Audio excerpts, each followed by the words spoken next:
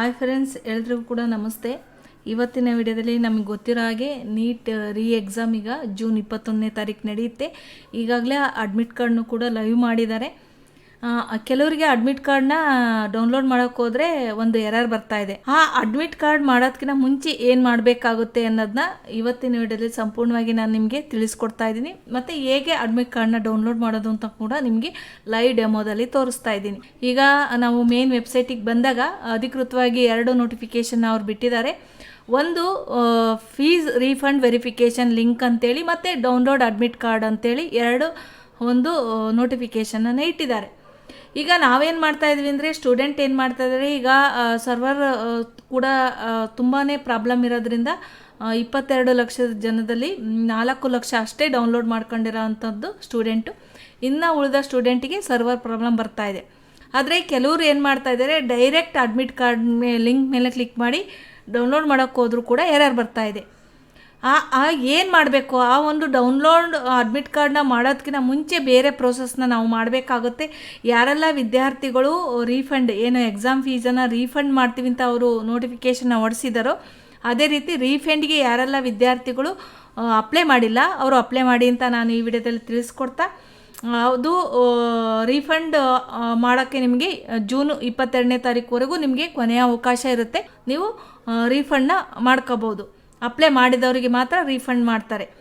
ಈಗ 2 ನೋಟಿಫಿಕೇಷನ್ನ ಬಿಟ್ಟಿದ್ದಾರೆ. ಹೇಗೆ ನಾವು ಅಡ್ಮಿಟ್ ಕಾರ್ಡ್ನ ಡೌನ್ಲೋಡ್ ಮಾಡ್ಕೊಳ್ಳೋದು ಏನು ರೀಫಂಡ್ ವೆರಿಫೈ ಅಂತ ಯಾಕೆ ಬರ್ತಾ ಇದೆ ಅಂತ ಇವತ್ತಿನ ವಿಡಿಯೋದಲ್ಲಿ ನಾವು ಸಂಪೂರ್ಣವಾಗಿ ತಿಳಿದುಕೊಡೋಣ. ಇಲ್ಲಿವರೆಗೂ ಕೂಡ ನಮ್ಮ ಚಾನಲ್ನ ಸಬ್ಸ್ಕ್ರೈಬ್ ಮಾಡಿಲ್ಲ ಅಂದರೆ ಸಬ್ಸ್ಕ್ರೈಬ್ ಮಾಡ್ಕೊಳ್ಳಿ. ಯಾಕೆಂದರೆ ನಾವು ನೀಟ್ ಮತ್ತು CET ಬಗ್ಗೆ ಏನೆಲ್ಲ ನೋಟಿಫಿಕೇಷನ್ ಅಪ್ಡೇಟ್ಸ್ ಬರುತ್ತೆ, ನಾವು ನಮ್ಮ ಚಾನಲ್ ಮುಖಾಂತರ SV ಸೇವಾಟೆಕ್ ಯೂಟ್ಯೂಬ್ ಚಾನಲ್ ಮುಖಾಂತರ ನಾವು ಆವಾಗವಾಗ ಹೊಸ ನೋಟಿಫಿಕೇಷನ್ ಆಗಿರ್ಬೋದು, ಅಪ್ಡೇಟ್ಸ್ ಆಗಿರ್ಬೋದು, ನಮ್ಮ ಚಾನಲಲ್ಲಿ ನಾವು ನಿಮಗೆ ತಿಳಿಸ್ಕೊಡ್ತಾ ಹೋಗ್ತೀವಿ. ನಮ್ಮ ಟೆಲಿಗ್ರಾಮ್ ಮತ್ತು ವಾಟ್ಸಪ್ ಚಾನಲ್ನ ಜಾಯಿನ್ ಆಗೋದ್ರಿಂದ ನಿಮಗೆ ನಮ್ಮ ಟೆಲಿಗ್ರಾಮ್ ಮತ್ತು ವಾಟ್ಸಪ್ ಚಾನಲ್ ಮುಖಾಂತರ ಎಲ್ಲ ಅಪ್ಡೇಟ್ಸ್ಗಳನ್ನು ನಾವು ಕೊಡ್ತಾ ಇರ್ತೀವಿ. ಬರೀ ನೀಟ್ ಮತ್ತು CET ಬಗ್ಗೆ ಅಲ್ಲ, ಬೇರೆ ಏನಾದರೂ ಸರ್ಕಾರದಿಂದ ಯಾವುದೇ ಒಂದು ನೋಟಿಫಿಕೇಷನ್ ಬಂದರೂ ಕೂಡ ನಾವಲ್ಲಿ ಅಪ್ಲೋಡ್ ಮಾಡ್ತಾ ಇರ್ತೀವಿ. ಹಾಗಾಗಿ ನಿಮಗೆ ಎಲ್ಲ ಮಾಹಿತಿನೂ ಕೂಡ ನಮ್ಮ ಚಾನಲ್ ಮುಖಾಂತರ ನಿಮಗೆ ತಿಳಿಯುತ್ತೆ. ಈಗ ನಾವು ಏನು ಈ ಒಂದು ವೆಬ್ಸೈಟಲ್ಲಿ ಯಾಕೆ ನಾವು ಡೈರೆಕ್ಟ್ ಅಡ್ಮಿಟ್ ಕಾರ್ಡಿಗೆ ಹೋಗಿ ನಾವು ಡೌನ್ಲೋಡ್ ಮಾಡಿದರೂ ಕೂಡ ಅದು ಡೌನ್ಲೋಡ್ ಲಾಗಿನ್ನೇ ಆಗ್ತಾ ಇಲ್ಲ ಅಂದರೆ, ಇಲ್ಲಿ ಫಸ್ಟ್ ಅವರು ಒಂದು ವೆಬ್ಸೈಟ್ ಏನು ರೀಫಂಡ್ ವೆಬ್ಸೈಟ್ ಹ್ಯಾಕ್ ಆಗಿರೋದ್ರಿಂದ ಮತ್ತೆ ವೆರಿಫಿಕೇಷನ್ನ ಒಂದು OTP ಅಥೆಂಟಿಕೇಷನ್ನ ಮಾಡಿ ಅವರು ಅಡ್ಮಿಟ್ ಕಾರ್ಡ್ನ ಡೌನ್ಲೋಡ್ ಮಾಡಲಿಕ್ಕೆ ಅವಕಾಶವನ್ನು ಕೊಡ್ತಾ ಇದ್ದಾರೆ. ಯಾವ ರೀತಿ ಒಂದು OTP ಅಥೆಂಟಿಕೇಷನ್ ಮಾಡಬೇಕು, ಯಾವ ರೀತಿ ಒಂದು ರೀಫಂಡ್ ವೆರಿಫಿಕೇಷನ್ ಮಾಡಬೇಕು ಅಂತ ಇವತ್ತಿನ ವಿಡಿಯೋದಲ್ಲಿ ನಾವು ತಿಳಿದುಕೊಳ್ಳೋಣ. ಇಲ್ಲಿ ಬರುವಂಥ ಫೀಸ್ ರೀಫಂಡ್ ವೆರಿಫಿಕೇಷನ್ ಲಿಂಕ್ ಅಂತ ಏನಿದೆಯೋ ಅದ್ರ ಮೇಲೆ ನಾವು ಕ್ಲಿಕ್ ಮಾಡಿ, ಮುಂಚೆ ಹಾಕಿದ್ರು ಕೂಡ ಮತ್ತೆ OTP ತಗೊಂಡು ಮತ್ತೆ ಎಡಿಟ್ ಆಪ್ಷನ್ನ ಕೊಟ್ಟಿದ್ದಾರೆ, ಮತ್ತೆ ರಿಪೀಟ್ ನಾವು ಅಕೌಂಟ್ ಡೀಟೇಲ್ಸ್ನ ಹಾಕಬೇಕಾಗುತ್ತೆ. ಈ ಒಂದು ಏನು ಫೀಸ್ ರೀಫಂಡ್ ವೆರಿಫಿಕೇಷನ್ ಅಂತ ಏನಿದೆಯಲ್ಲ ಅದ್ರ ಮೇಲೆ ನಾವು ಕ್ಲಿಕ್ ಮಾಡೋಣ. ಅದ್ರ ಮೇಲೆ ಕ್ಲಿಕ್ ಮಾಡಿದಾಗ ನೀವು ಯಾವ ಸ್ಟೂಡೆಂಟ್ ಇರ್ತಾರೋ ಅವರ ಒಂದು ಅಪ್ಲಿಕೇಶನ್ ನಂಬರ್ನ ಹಾಕಬೇಕಾಗುತ್ತೆ. ಅವರ ಒಂದು ಪಾಸ್ವರ್ಡ್ ಏನು ಕ್ರಿಯೇಟ್ ಮಾಡಿರ್ತಾರೋ ಅದನ್ನು ಹಾಕ್ಬಿಟ್ಟು ಕೆಳಗಡೆ ಕೊಟ್ಟಿರುವಂಥ ಕ್ಯಾಪ್ಚರ್ ಕೋಡ್ನ ಹಾಕಿ ನಾವು ಏನು ಲಾಗಿನ್ ಮೇಲೆ ಕ್ಲಿಕ್ ಮಾಡೋದು. ನಾವು ಯಾವಾಗಲೂ ಹೇಗೆ ಲಾಗಿನ್ ಮಾಡ್ತೀವಿ ಅದೇ ರೀತಿ ಇಲ್ಲಿ ರೀಫಂಡ್ ವೆರಿಫಿಕೇಷನ್ ಲಾಗಿನ್ ಮೇಲೆ ಕ್ಲಿಕ್ ಮಾಡಿ ಲಾಗಿನ್ ಮಾಡಬೇಕಾಗುತ್ತೆ. ಲಾಗಿನ್ ಆದಮೇಲೆ ಇಲ್ಲಿ ಕೊಟ್ಟಿರುವಂಥ ಒಂದು ಬ್ಯಾಂಕ್ ಡೀಟೇಲ್ಸ್ ಮೇಲೆ ಕ್ಲಿಕ್ ಮಾಡಬೇಕಾಗುತ್ತೆ. ಫಸ್ಟು ಬ್ಯಾಂಕನ್ನು ವೆರಿಫೈ ಮಾಡಿದ ಮೇಲೆ ನಾವಿಲ್ಲಿ ಅಡ್ಮಿಟ್ ಕಾರ್ಡ್ನ ಡೌನ್ಲೋಡ್ ಮಾಡೋಕ್ಕಾಗೋದು. 2 ಸ್ಟೆಪ್ OTP ವೆರಿಫಿಕೇಷನ್ ಮಾಡಬೇಕಾಗುತ್ತೆ.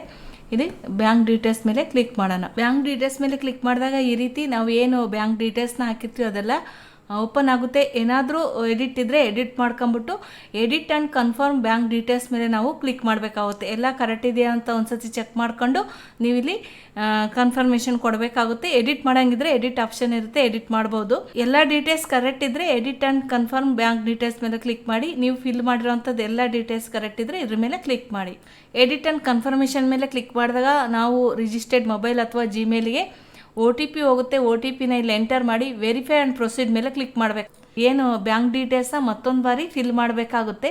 ಫಿಲ್ ಮಾಡಿ ನಾವಿಲ್ಲಿ ಸಬ್ಮಿಟ್ ಕೊಡಬೇಕಾಗುತ್ತೆ. ಇದು ನಮಗೆ ವೆರಿಫೈ ಮಾಡ್ದಂಗೆ ರೀಫಂಡಿಗೆ ವೆರಿಫೈ ಮಾಡ್ತಾ ಇದ್ದಾರೆ ಮತ್ತೊಂದು ಬಾರಿ. ಅದು OTP ಬೇಸ್ ಅಥೆಂಟಿಕೇಷನ್ ಮೇಲೆ ನಾವು ವೆರಿಫೈ ಮಾಡಿದ ಮೇಲೆ ನಾವಿಲ್ಲಿ ಅಡ್ಮಿಟ್ ಕಾರ್ಡ್ನ ಡೌನ್ಲೋಡ್ ಮಾಡೋಕ್ಕಾಗೋದು. ಈಗ ಮತ್ತೊಂದು ಬಾರಿ ಎಲ್ಲ ಫಿಲ್ ಮಾಡಿ ಈಗ ನಾವು ಸಬ್ಮಿಟ್ ಕೊಡಬೇಕಾಗುತ್ತೆ. ನಾವು ಎಲ್ಲ bank details, bank name, accounts, holders name ಮತ್ತು ಅಕೌಂಟ್ ನಂಬರು, ಆಪ್ಷನಲ್ ಆಗಿ cheque book, cancel cheque book ಇದ್ದರೆ ಚೆಕ್ ಬುಕ್ನ ಹಾಕ್ಬೋದು, ಇಲ್ಲ ಅಂದರೆ ಇಲ್ಲ, ಆಪ್ಷನಲ್ಲಿ ಇರುತ್ತೆ.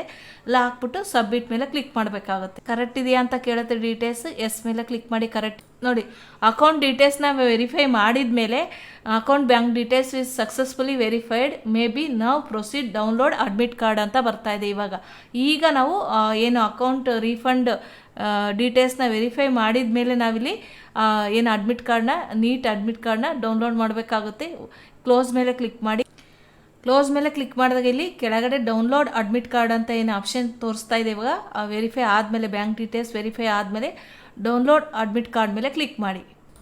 ನಾವು ಡೌನ್ಲೋಡ್ ಮೇಲೆ ಕ್ಲಿಕ್ ಮಾಡಿದಾಗ ಮತ್ತೆ ನಮಗೆ ರೀಡೈರೆಕ್ಟಾಗಿ ಏನು ಸ್ಟೂಡೆಂಟ್ ಲಾಗಿನ್ ಪೋರ್ಟಲ್ಗೆ ಅಡ್ಮಿಟ್ ಕಾರ್ಡ್ ಡೌನ್ಲೋಡ್ ಮಾಡಲಿಕ್ಕೆ ಮತ್ತೆ ವಾಪಸ್ ನಾವು ಲಾಗಿನ್ ಮಾಡಬೇಕಾಗುತ್ತೆ. ಅಪ್ಲಿಕೇಶನ್ ನಂಬರ್ ಮತ್ತು ಪಾಸ್ವರ್ಡ್ ಹಾಕಿ ಈ ರೀತಿಯಾಗಿ ನಾವು ಒಂದು ಅಡ್ಮಿಟ್ ಕಾರ್ಡ್ನ, ಬ್ಯಾಂಕ್ ಡೀಟೇಲ್ಸ್ನ ವೆರಿಫೈ ಮಾಡಿ ಆಮೇಲೆ ಈ ಒಂದು OTP ಅಥೆಂಟಿಕೇಷನ್ ಮಾಡಿ ನಾವು ಡೌನ್ಲೋಡ್ ಮಾಡೋವಂಥ ಪ್ರೊಸೆಸ್ ಇದೆ.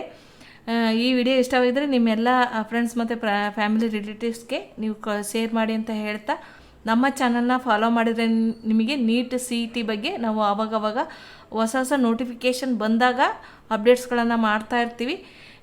ಈ ವಿಡಿಯೋ ನೋಡಿದ್ದಕ್ಕೆ ನಿಮ್ಮೆಲ್ಲರಿಗೂ ಕೂಡ ಥ್ಯಾಂಕ್ ಯು ಫಾರ್ ವಾಚಿಂಗ್. ಧನ್ಯವಾದ.